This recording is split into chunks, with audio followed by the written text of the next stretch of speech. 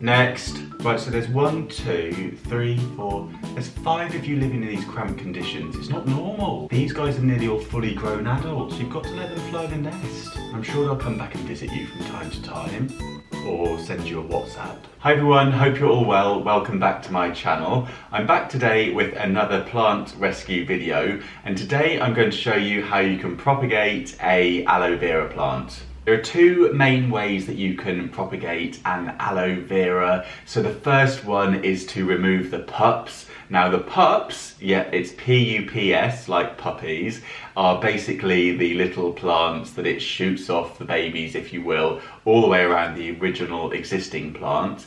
And the second way is to actually cut the leaves, and then hopefully that they will root themselves and grow into a new aloe vera plant as well. If you're new here, don't forget to hit subscribe. I'm uploading new videos every week.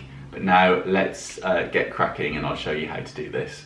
So the first thing we're going to do is take it out of its pot. So we need to try to support the plant and keep it all together as a whole as you do this, and be very careful not to damage it as it comes out. So try to hold it in. This one is actually quite stuck, so I'm actually going to go in with my finger around the edges as well, because I think the roots are probably stuck onto the pots. Let's just try to twist this. Now obviously if this was a plastic pot, I would be squeezing the plastic to assist with this, but that isn't possible with this being a terracotta one. There we go, it's come out. Put that to one side. So now we're going to try to remove the pups, starting with the one that's the furthest away, and we're trying to keep any roots belonging to it with it. So let's have a look, where does this one go? Goes down there. They're all very intertangled in this because, oops.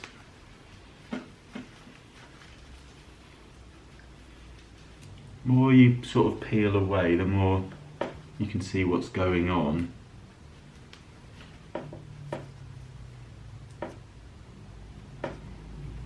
Try not to damage the roots as best we can. So there we go, there's still some roots on that, so hopefully that will take shape all right. It's a shame that that bit's got damaged, but I think there'll be enough on there to get that one going again. So where that one's damaged, I'm just going to break that off. So there's one. So these ones haven't actually rooted separately. So these are actually connected. So what I'm going to do is wiggle these ones off. I'm going to remove those. Like that.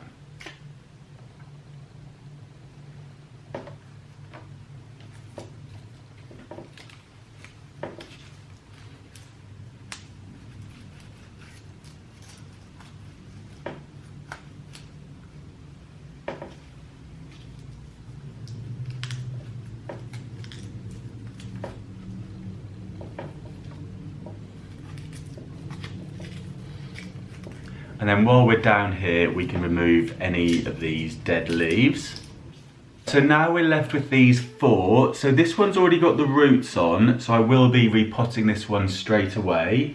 And what I'm going to do is put it into a pot, and I will support it where I think it needs to be, which will be about like that. Then I'll fill it up with soil. This will allow all the soils to get around those roots. I'll pack it down, and then we're going to keep this in the same area as its mum, where that one was growing, because aloe veras like to get used to their surroundings. They don't like much change. So this one was used to being in a fairly shady area, so this one will be living there as well.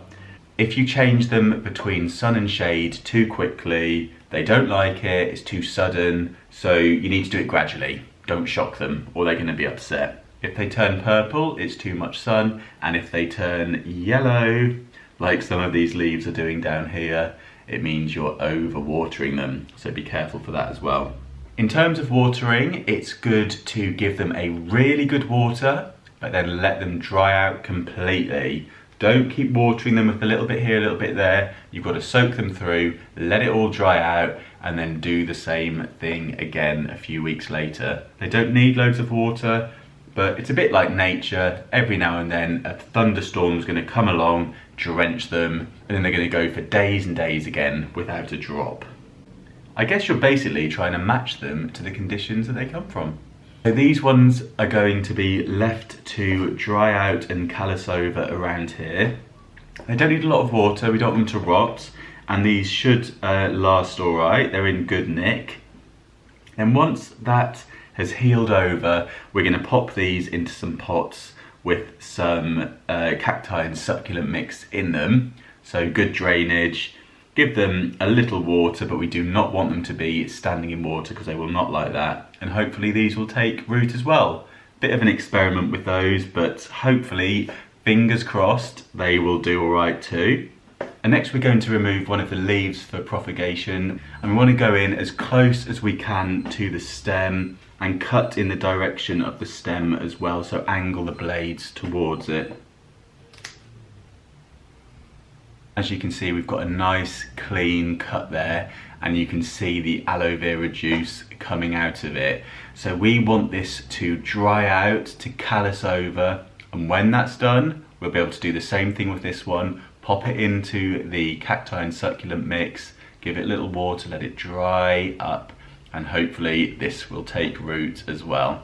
So I'll be keeping an eye on these guys over the next few days, just waiting for these to all callus over and look nice and hardy and ready for potting. And then with this one, I'm just going to remove any leaves that I think are looking a little bit worse for wear from around the stem. There's a few dead ones down here. And then we're going to pop that one right the way up to here to get that one going again. I hope you found this video useful. Don't forget to give it a thumbs up if you did, and feel free to leave me any suggestions, comments or questions below. I will get back to you. Don't forget to hit subscribe if you are new here, and I will see you very soon. Thanks for watching. Bye. Today I'm going to show you how you can propagate, and then once that has healed over and formed a bit of a scab. Oh, that looks like a belly. That's not a belly, by the way, that's just my top. Oh, that's annoying. Hang on. It doesn't help that it was flesh coloured.